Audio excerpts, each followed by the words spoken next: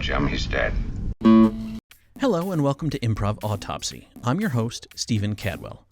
This is part 2 of my interview with Bob Kodzis, where we'll talk about other groups, applications of improv beyond the theater, some hosting challenges, and Bob will answer my Proustian questionnaire. Please enjoy part 2 of Bob Kodzis, Improv Autopsy. Well, were you in any other groups, when you were going through? I was in lab rat groups when we were competing, like with Chris McGee a while back. I don't know if you ever know Christine McGee, but we were pretty tight. We had a 2-person group called Where's George? But we really didn't do anything or go anymore. I did a little bar prov with Absent-Minded Improv, Marcus Adams and whoever showed up to those places. And sometimes we got some really fun, fantastic players, and sometimes we got players that really didn't know how to play. It was a range, but I always had fun because the audience didn't know what to expect, and we could always muster something that was entertaining and fun. All the other stuff that I've done has been with SAC, and I've loved that, but I have had to step out and see other teachers and feel other things. I'm feeling that way with Tai Chi now too. I feel like I need to step out and drink someone else's tea. I need to learn from some more people again. And that's partially just to keep myself fresh. I mean, I learned from everybody out there. I went and saw TJ and Dave with Christine McGee, actually. She introduced me to TJ and Dave at the Barrow Street Theater in New York City. And I got Michael Shannon, the actor, sitting right behind me watching this same show. 45 minutes of pure brilliance. Again, they showed me a different kind of improv because they take no suggestions. They have no interaction with the audience, but they do damn good theater made up right in front of you. 12, 15 different characters that they both play. So they're switching between characters. In the middle of their scene, drunk Uncle Harry is being played by Dave, and then in the second half it's being played by TJ, and you know exactly who everybody is. It was miraculous, really incredible. But I love to be in those positions where we go someplace. And when's the last time that you went and saw improv and you're like, my mind was just blown? Kayla and I have been trying to make a point when we go somewhere now of looking up what the troupe is in the area or what the group is in the area and trying to catch a show. So we saw CT, SEATE, I think, a take on the letter C and the letter T for Connecticut. The last time we were in Connecticut, we went and saw CT Improv, and it was their murder themed. That was what it was, murder mystery themed. Yeah, fun. And again, like we talked about with watching students play, not that they're students, I'm just saying that I'm much more interested now in seeing how other places do their work as well, because that's always, because I'm also very SAC-centric in my mind in terms of that's where most of my stage time has come from. Yeah. To go to see how other people do it really does kind of open your mind to the possibilities that are out there. Yeah. And it is lovely. So we saw them do that. And of course, afterward, being an improviser, you're always like, well, this was interesting. I would probably do this instead of that, structure-wise, not like choice-wise in the show. But it really did is like, well, some things I'd never thought of before. They did do an interesting take on the crime endowment. It was the informant. So I think they had 2 people leave the room. Those were going to be the criminals. And then they had like an FBI guy or someone talking to the person who was going to wear the wire. And they were like, this is what you need to get them to confess to on the wire so that we can arrest them. Oh, I like that. That's good. So then when they brought them back in, the criminals had very strong characters. And then the person wearing the wire, of course, is wearing a wire. And it just introduced this extra element into the relationship that's there and how they related to each other that was very fun. Because in crime endowment, it's cop and criminal. And whether or not you have a relationship really depends on who the players are and if they're establishing that, because it doesn't have to have it to succeed. Oh, no, I like this because this is so much more sceney. I mean, it feels like there's so much more potential. And also having 2 people kind of working with and playing with discovering what the confession is, right? Yeah. It's a different dynamic than 2 cops trying to throw the clues. And I like that a lot. I want to suggest we try that. Here's the thing now, though. We got to do more workshopping. I feel like if we're going to try new things, we got to workshop things. And great improvisers say yes to anything. They're willing to try anything, even in front of a live audience. However, I feel like we owe it to the audience to at least try it once before we get in front of them, to do that. Because I don't mind a crash and burn on stage. I want to minimize the number of them that are in my experience. Yeah. I don't mind them from the audience if I'm actually part of that crash and burn.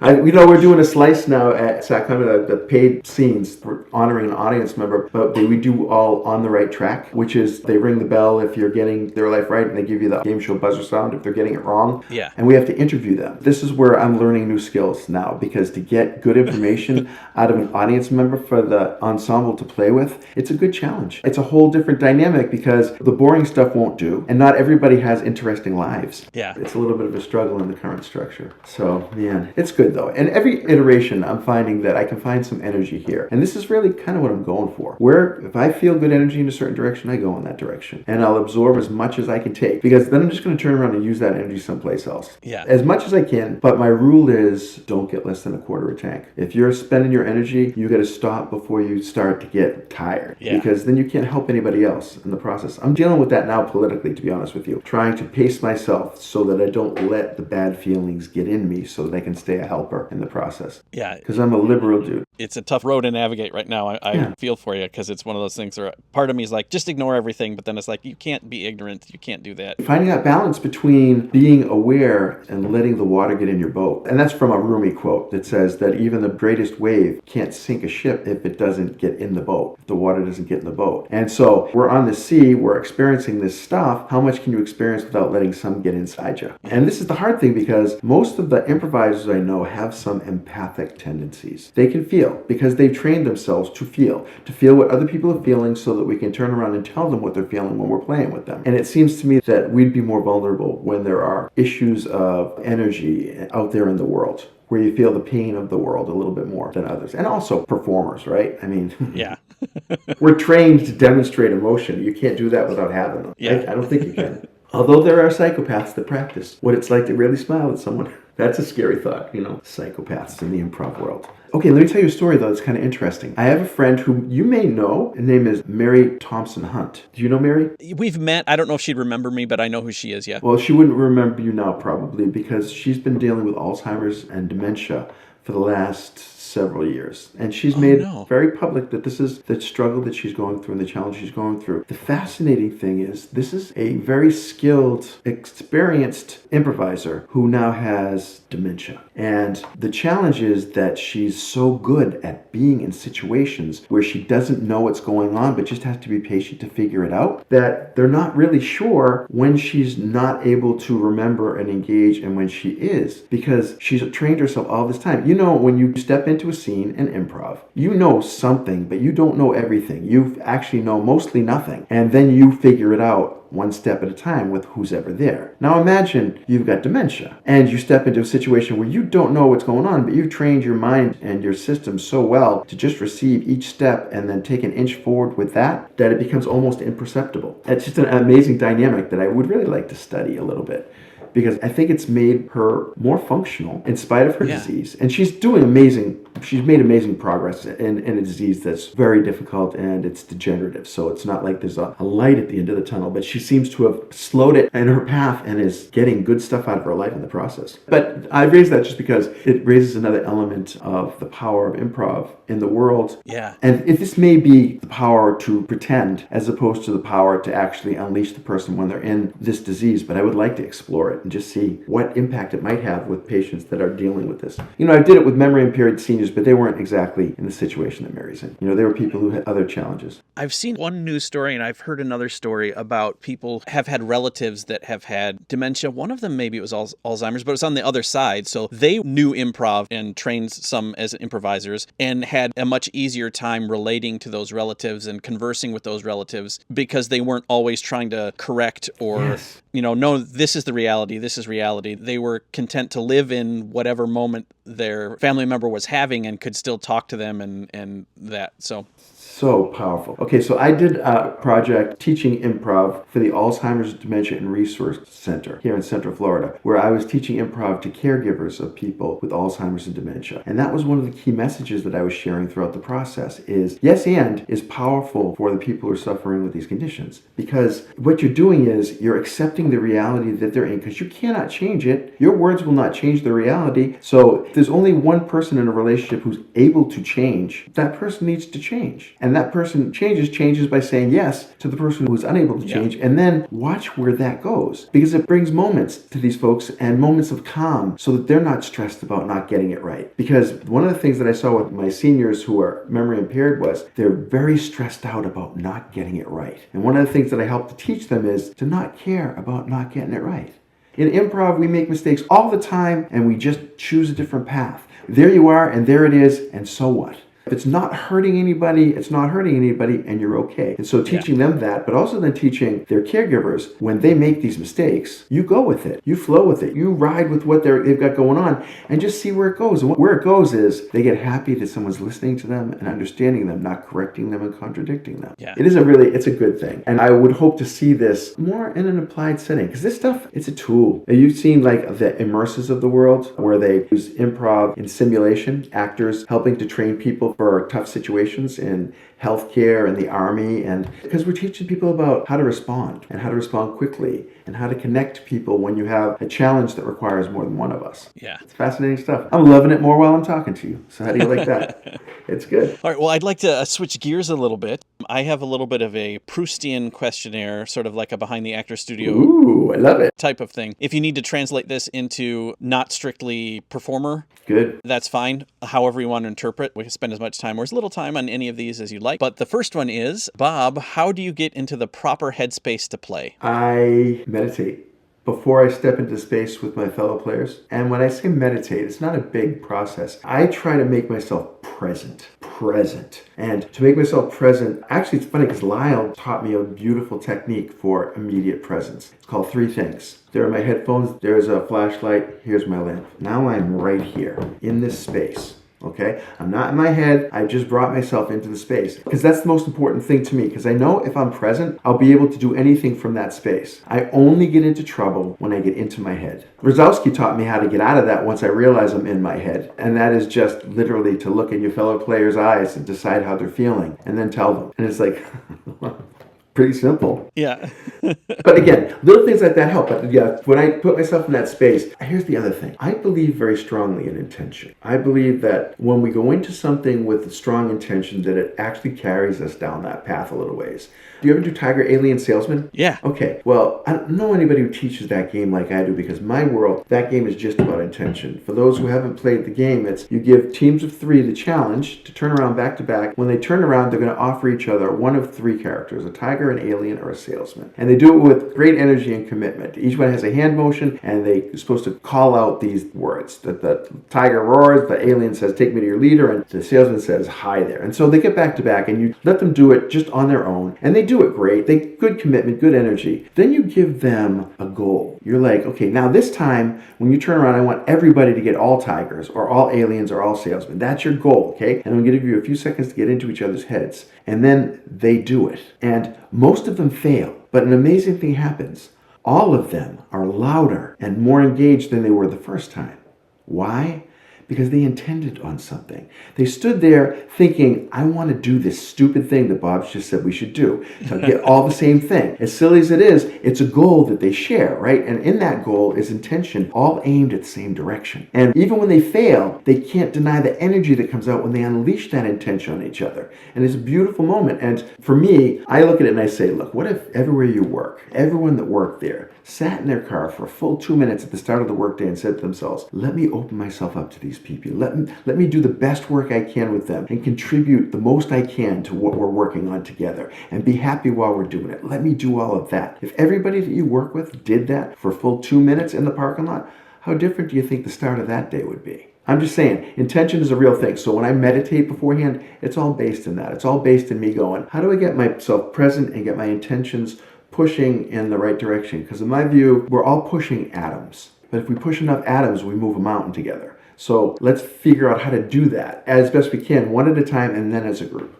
There, that was a long damn answer for a simple question. What is your favorite get for? Okay, I would say I don't really have one. And that's a terrible thing to say, but it all comes out so randomly to me when I put it out there. I like to ask people about their experience and then do a one-off from that experience. Sure. You know, how many of you, who here has had a birthday in the last week? Okay, yeah. Tell me your favorite person that showed up at that birthday party. So that it gives them a little chance to think and gives us something just a little different. But I don't really have one that I'm like, oh, that's the one I love the most. Well, that's fine. I think taking them on a little journey that's a favorite style of a get. Yeah. What is your least favorite suggestion? Monkeys or cheese. I get those a lot. Monkeys and cheese. I'm also not a big fan of dildos dildo, which, by the way, in our later shows, sometimes people will throw that out. Not literally throw a dildo out, but throw the suggestion out. And then you have to, we're not taking dildo just because that's not our style. Yeah. We're willing to walk up to that line. We're willing to tap our toe artfully over that line, but we don't want to go into the vulgar realm because, well, there's no need to. Yeah. It's not really our brand or what we do. I'm not saying that I don't enjoy that every once in a while, because I tell you the truth, one of the weirdest improv shows I've ever done was for Power to Improv. Matt Jervia's group. Have you ever played with that group? Yes, we did. Yeah. I was in the Clarion Hotel when they were hosting a convention of bears. These are large, hairy, homosexual men accompanied by what they termed pets, which were small, hairless men in dog collars with chains. It was the strangest convention that I've ever experienced and the most handsy experience I've ever experienced in improv. I had a fun night. Don't get me wrong, as strange as that sounded, me painting that picture. And that is not to disparage anyone's choices in life. I love them all. I enjoyed the experience, but when the pet named Eager was doing an arms expert scene as the arms and started groping me, it was a little odd. A little different. I had to draw some boundaries in a different way. But that was probably the most outrageous improv experience that I had, where I was like, wow, this is putting in your dues.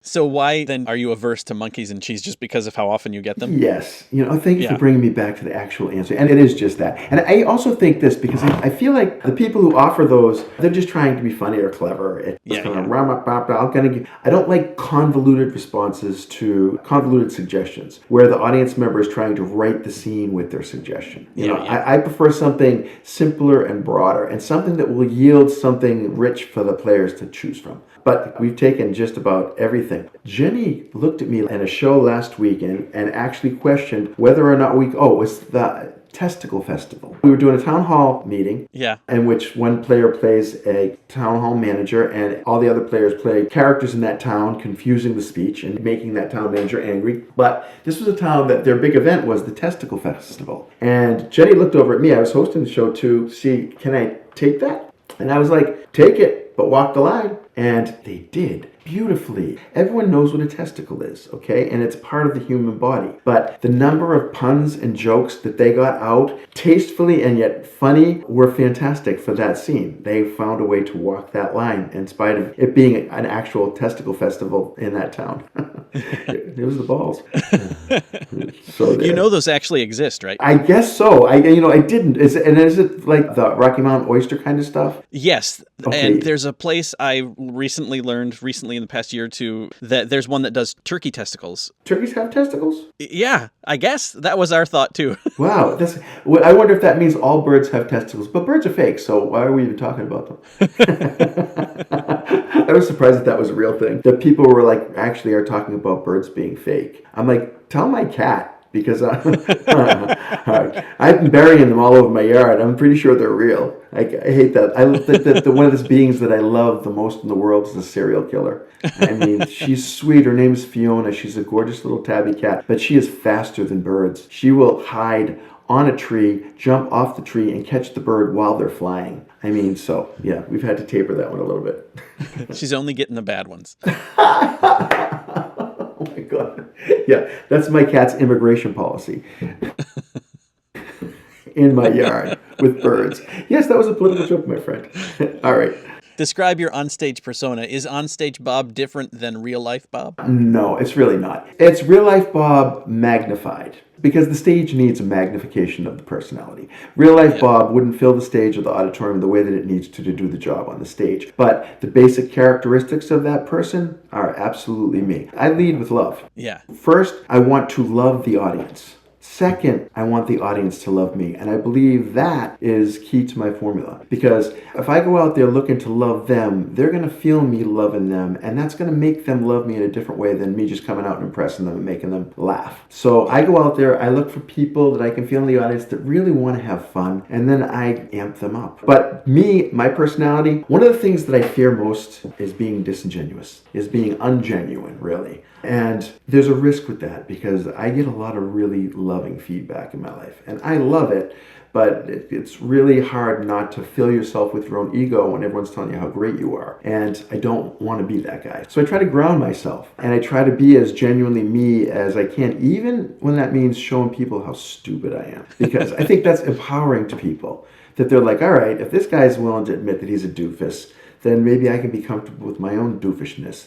Doofishness. I think I just made up a word. Yeah.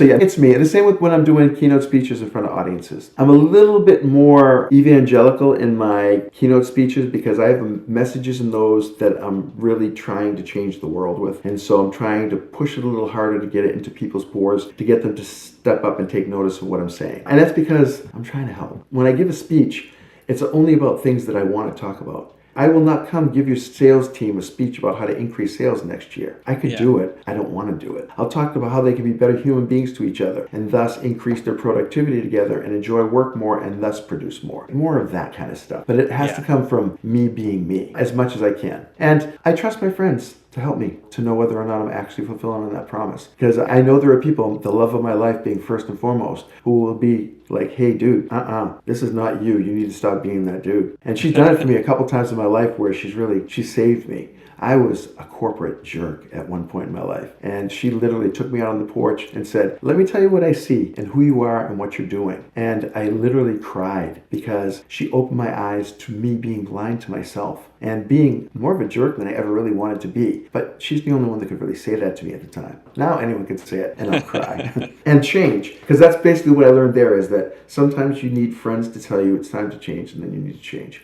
What inspires you on stage? Real human connection. Real, like, damn. When I see people looking into each other's eyes and believing the things that come out of their mouths in such a way that it's real to me, and I've been in this world for a long time, that's really moving to me. I love an awe moment more than a laugh.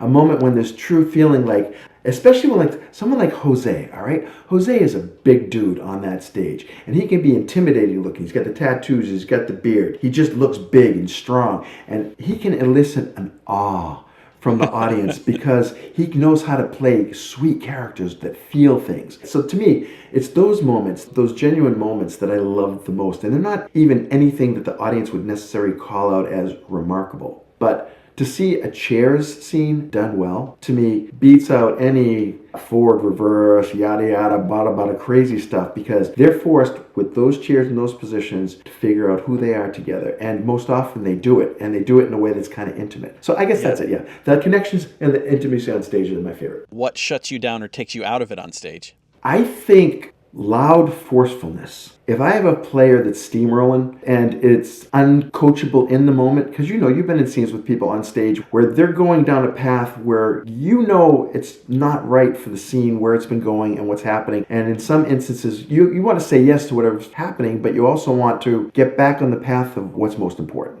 There are some people that I play with that will just steamroll loudly. They think if they amp up the volume, they're going to get control of the scene, and they do, because I'm going to shut down at that point, because I'm not going to compete with your volume and fight with you, because then we just look like two assholes yelling on stage, right? But the other thing is people chasing kittens on stage. It's like you're in the middle of a scene, you've got something that you're building here, and it's awesome, and then somebody sees a cute little idea off to the side that has nothing to do with the core of what you're going for, and they choose to make the scene about that thing. Yeah. Those are people that I don't want to play with, because it just becomes about the side gags and everything that you do. I have some friends that do that to me too, where you're trying to make a point and they just keep throwing in little jokes while you're talking. Yep. And it's like, I can tolerate it, but it makes it an irritating ride. Yeah. Those are two that I would offer you. I have not heard it described that way before, and I love that. I'm going to steal that for future teaching opportunities, the chasing kittens. Don't chase kittens. You honor me. In your estimation, what makes a good scene partner? Someone who loves you. And that doesn't have to be intense love, but I think someone who cares about you as a play partner, and somebody who understands what we're trying to get to. I love a play partner who, one, holds on to their shit. I mean, just doesn't mean that they're unchangeable or unmovable, but they're essentially the same character they were when the scene ends as when it begins, with something that the scene impacted on top of that. I don't want someone who immediately changes as soon as I make a suggestion that things are wrong. Because then they're interpreting yes and as yes to everything, which to me creates garbage improv. Yeah. That love for me, that understanding what we're going for, holding on to the stuff that they entered the scene with, and the willingness to change. That's too broad. The willingness to change in the direction the scene needs to go. Because that judgment of where the scene needs to go, I found great value as an older improviser especially. Especially, it's like object work that gets destroyed on stage. It hurts me when I see scene work get destroyed on stage that's been carefully constructed, and it's kind of the miracle has happened, and it's still happening, and we just need just a little more second of miracle, and then whoop, we're off in this other direction doing something different. And I'm not a hater. I just want things to work well. Is there any advice that you would give to your younger self? Yeah, get into improv earlier.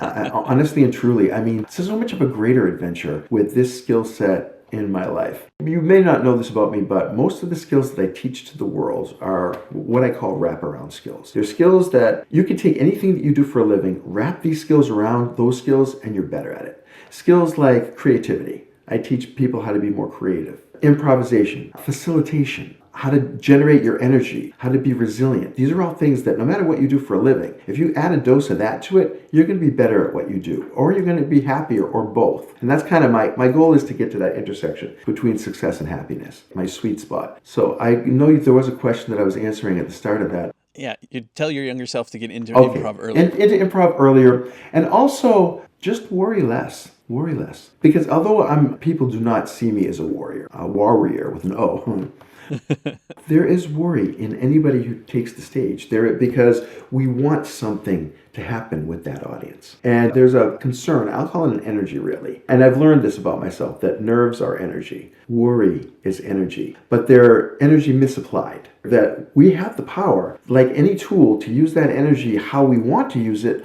or we can become victims of that energy and allow it to use us. And so being able to get into a place where I'm like, okay, I'm going to get these butterflies to fly in formation. I'm going to get my energy moving where I want it to go rather than just be a victim of the worry and the stress of the situation. It's been really helpful for me. And I teach this to my level 1 improv students because it's really just about you flipping the switch. It's about you flipping the direction of that nerve so that it works for you instead of against you. You can stand there and feel your nerves and what it is like taking bullets. Or you can turn that out and fly. So I'm a big fan of nerves before things because when they arrive, I treat them like a welcome guest. I don't treat them like an intruder. I just show up, I'm like, there you are. All right, let's go do this now.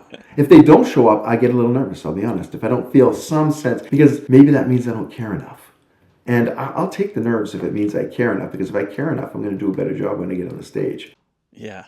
What is your favorite type of character to either play or watch? I love playing and watching well-executed old people.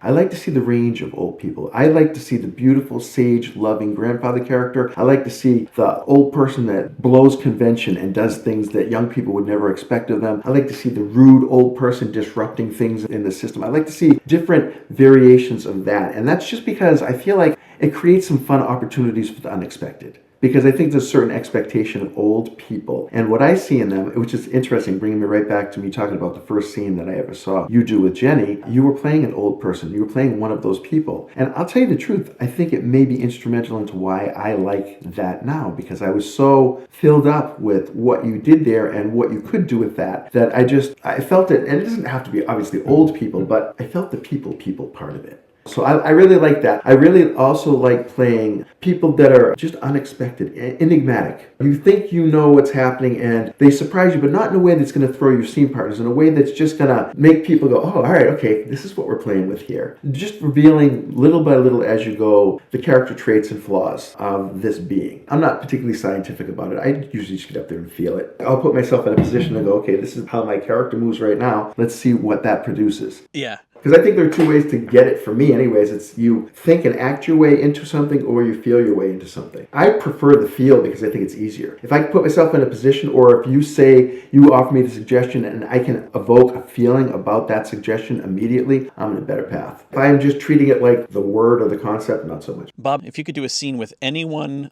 living, who would it be? I think Stephen Colbert. Okay, yeah. Because you talk about all the things that I would look for in a scene partner, and I feel like he is that. That he's kind, he's caring, that he's really smart. He understands how this stuff works. And Yeah, and I'd just like to spend some time on stage with him. I think that would be fantastic. I almost said David Wazowski, but I played with David Wazowski, although not in a show, in scene work, and I do love doing that with him, but I think Colbert would be the one. If you could do a scene with anyone who is no longer with us, anyone in the pantheon of dead people, who would it be? And this is going to probably be cliche, but I would probably say Del Close. Del Close. Just because I recently watched a documentary about him, and I kind of wanted to feel that madness on stage and that intimidation, that feeling, because one of the things that you hear stories about Del Close, he's a very incisive observer, and he's a hard teacher, he's a harsh teacher. And although I'm not a fan of that style typically, I feel like I would like to have that level of pressure and incisive knowledge on the stage with me and see what happened. I think it would be a mess, to be honest with you. I think I would make it a mess. And I think I would totally disappoint him. But at the same time, hey, when do you get a chance to disappoint your idols? Yeah. Most people want to meet them. I just disappoint them. I met Dale Chihuly, amazing glass artist, Yeah. in Art Basel. I walk up to him, glass spattered in his boots, beautiful. I mean, these boots, I would have bought these boots because they were just black boots with just shards of colorful glass melted into them from him doing work, I assume. And I'm like, Master Chihuly, I can't believe that I get to meet you. And I reach out and I shake his hand. I'm like, thank you so much for the art that you brought into this world. It's stunning. And he looks at me very sincerely and says, I gotta go. And he walks away. He just walks away, okay? This is a trend with me, though, because I ran into Carrot Top at the Peabody Hotel when they were having their Easter brunch. I was there with my family, and he was there with his family. And I arrive at the Easter brunch table next to Carrot Top, and I look at him and I say, what are the chances of this? The two funniest people in Orlando at the same buffet. And he doesn't say a word. He just turns around and walks away. And left me laughing at the buffet because I was like, that was kind of the perfect response to that. Both of them were horrible jerks, but I walked away laughing at both of them because it was like, hey, I tried. I made a positive entree to both of them, and they both showed me who they were. And then what happened is, my idols weren't my idols. Although Carrot Top was never really one of my idols. I did appreciate and respect the status that he's earned in the comedy world with the stupid things he does. And Chihuly really was one of my idols because I love his work. I mean, I am stunned by it to this day, but sad to see that he didn't have the soul of an artist. I didn't think. But he did have a very tall blonde in a tight dress right next to him, so that's probably why he had to go. He's about 5'6" with a shock of crazy, wiry, silver hair and the eye patch over his eye. It was a very interesting picture to see the two of them walking away together. I understand he and Carrot Top are also real close, so they probably had a good laugh later.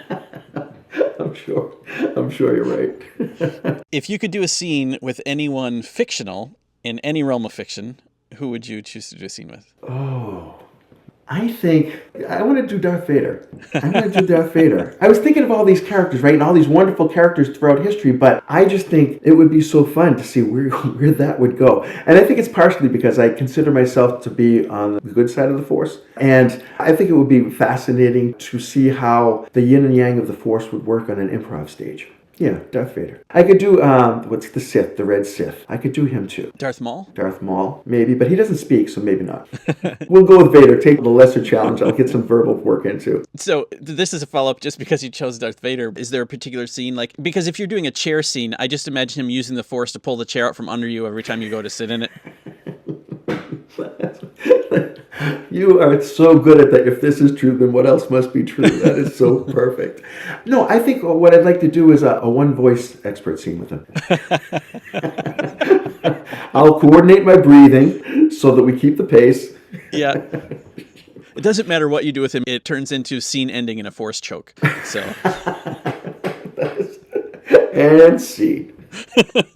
What do you find, either as a host or a player, either way, or an audience member even, what do you find most helpful from the booth? Good sound and balanced sound, but also, I think, attentiveness. I'm not going to play games here. One of my favorite texts in the world is Charlie Downs. And that is because Charlie sees everything. Yeah. And hears everything. And Charlie wants to improvise. Charlie wants to be a full-blown improviser on that stage, and so he is. So he will find ways to introduce elements on that stage that make the scenes richer. I said good lights and sound. That's kind of the phone dial. You need that. You can't have anything if you don't have that. But that attentiveness from the booth and that really playing with the players, I really enjoy. Like when you're trying to set things up for a scene collage, and we're setting up the lights. 3 spots on the stage, and the tech shows their power on that stage. The improviser on Lights and Sound shows their power, that I'm choosing the order of this story, and then if the players start to mess with them, boom, I'm going to black you out. I love that stuff because it shows the audience that we're beyond the people that show up on the stage. Yeah. I feel the same way about the house, though, as well. I feel like we got to honor our house when we're in there. You can't afford to pay people in improv what they're worth when they're running your house. And there's a reason why they show up. They show up because they love the culture and they want to be a part of this improv world. And one of the ways that I do that is to give them shout outs from the stage, and when they're in the auditorium, to point them out to people, to say, that's a member of our house and they help us to make the show happen all the time. Give them some love. And we do. And all of that together, the booth, the keyboard, the house,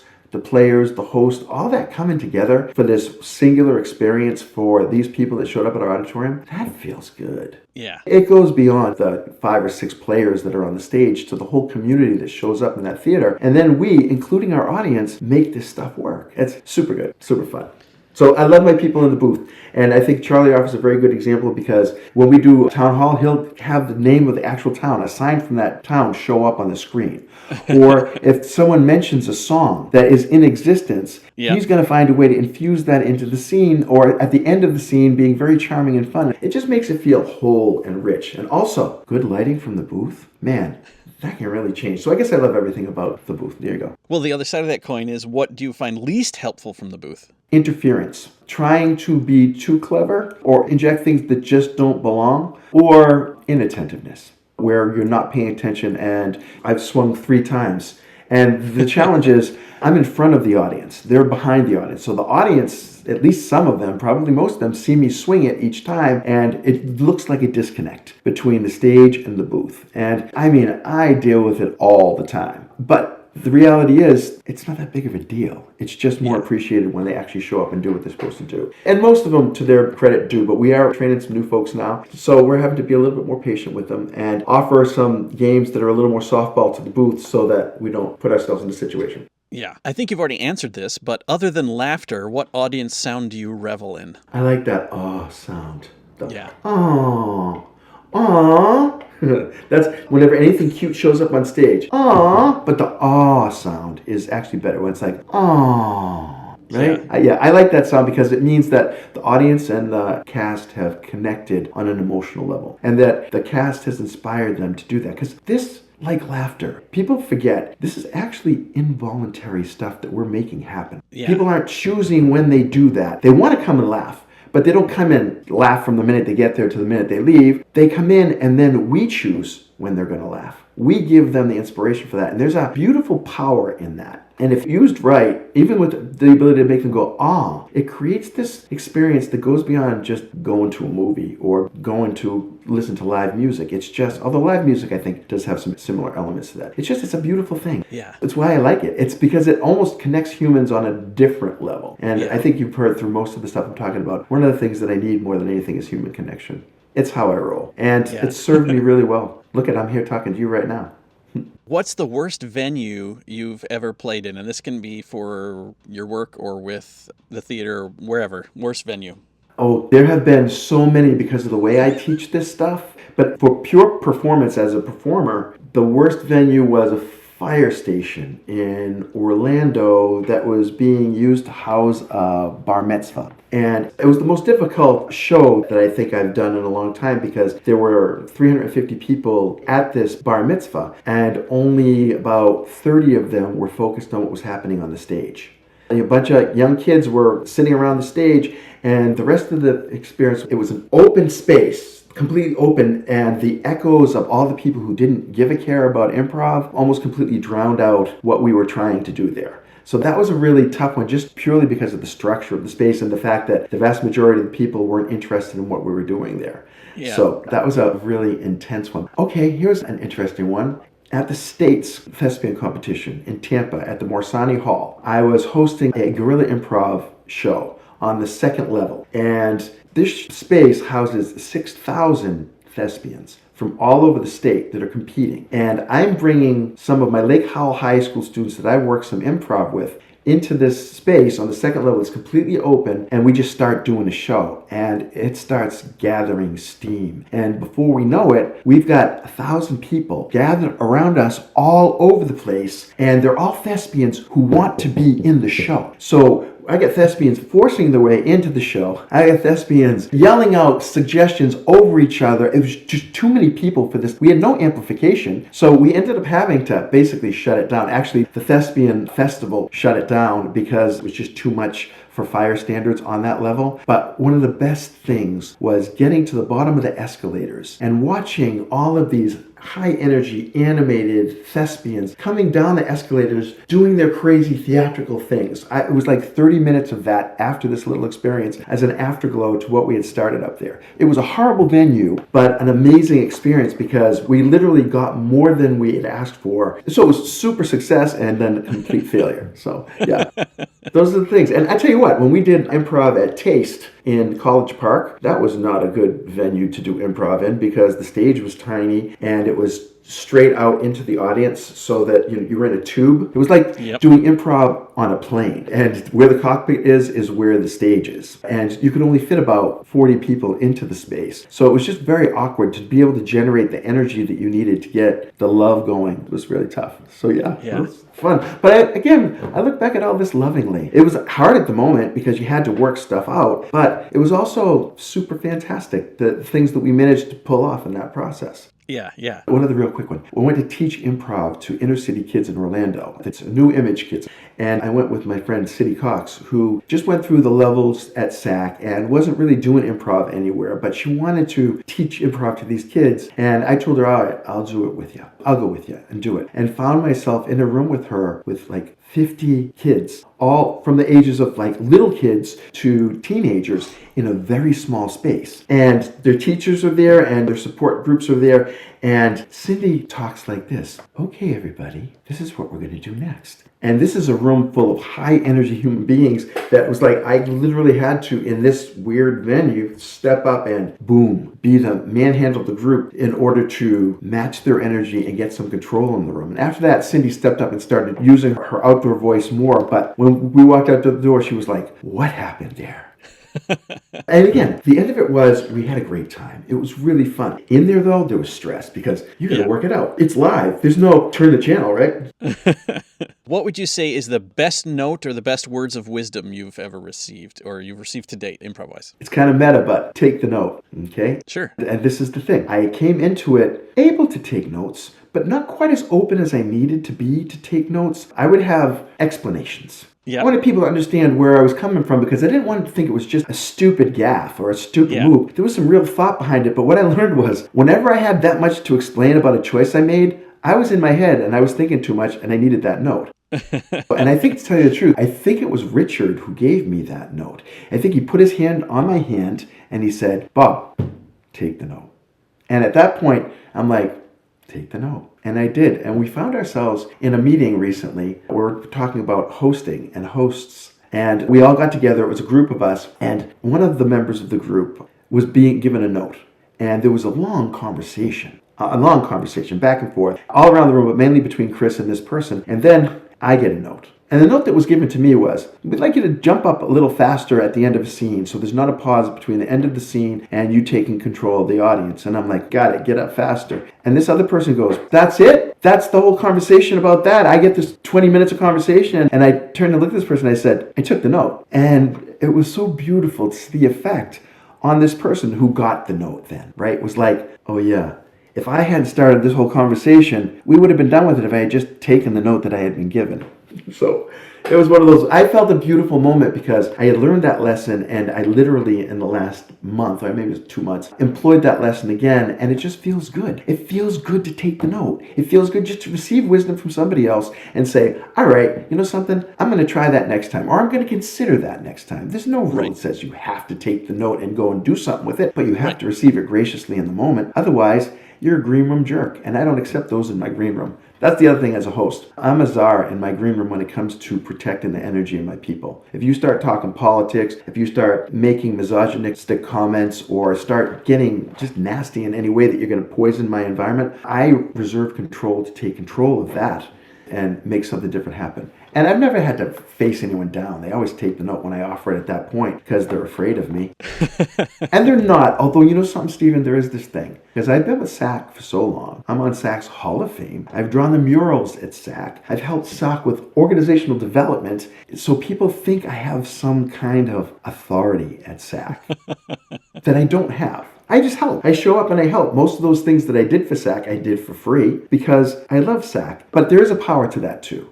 And when I say I love SAC, I love the people at SAC. I love improv. I love what we're trying to bring to the community. So I think it's worth protecting. Yeah. And that's a good thing. But also, sometimes it's hard to defend too. I mean, it's hard to protect because we're growing and learning like everybody else. And during the pandemic and during Black Lives Matter, we learned some things about ourselves that were hard to learn, but that we had to work harder to be better and be more inclusive in our community. And I think we've made strides for sure, but I think we need more too. Yeah. What would you say is the worst note you've ever received or can conceive of? It's stupid, but it's literally just the opposite of that. You don't need to listen to that. Yes, I do need to listen to that. I'll be honest. I've had teachers in the past who have rewritten scenes for me in the green room.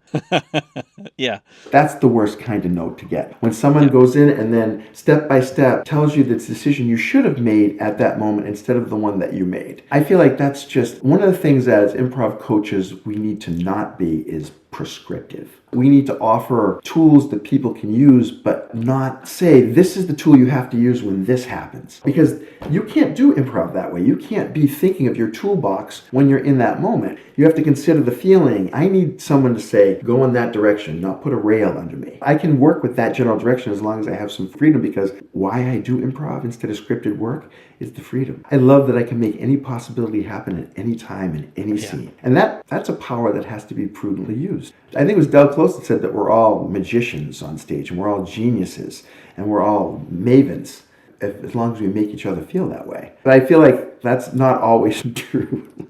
Although, who was it? I think it was you. I think it was you that said this, that I've been carrying this around, and I think you said it on this podcast, that the only way to tell if a suggestion is good or bad is how it's responded to. And I love that. I am actually teaching that to my students now based on your words. And this is the beauty of this stuff too, because I'm not a creator, I'm a curator. All the wisdom I have has been taken from other brilliant people like you out there, and I get these little pieces, and the only thing I can call my own is the collection. Because the reality is every bit of this collection came from someone else. But I think we all gather that collection in a different way. My portfolio is different than yours, is different than Richard's, is different than Charles's, so I feel like, but that's a good thing. Because that's what makes it fun for us to play together. Because if we were all the same person, there would only need to be one of us. So let's shake it up. I think Walter Lippmann once said, I'm quoting Walter Lippmann, where we all think alike, none of us thinks very much. I'd rather think. I'd rather play. Yeah.